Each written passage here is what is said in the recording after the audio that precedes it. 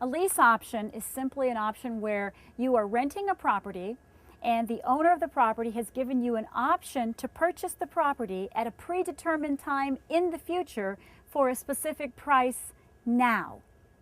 So that's a lease option.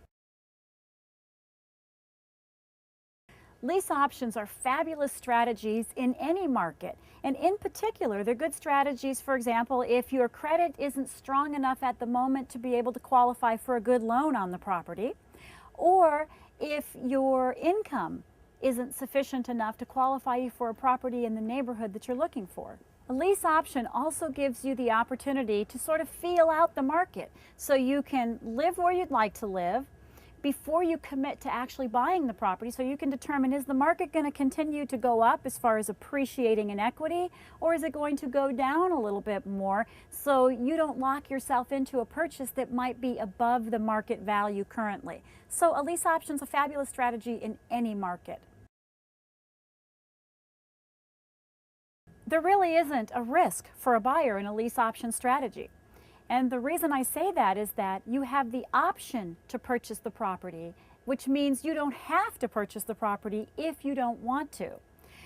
The only thing I can think of that would be risk that I would encourage you to minimize is typically when you do a lease option strategy, you put money down. It's called option money. So if you're buying a $300,000 property, the owner of the property might ask you to put up $10,000 worth of option money.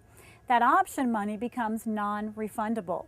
So when you put your option money up, it would be my recommendation that you put as little option money up as the seller of that property will accept. So that risk would be minimized by your negotiation tactics. If you're the seller and you've lease optioned your property, I would encourage you to take as much option money up front so that you can mitigate your risk. The risk that you have is simply this. If you agree to sell a property for $300,000 today and they're not going to buy the property until a year from now, and they follow through on that option, if the market value went up and that property a year from now was worth $500,000, then you've sold a property that you in fact could have gotten an extra couple $100,000 out of.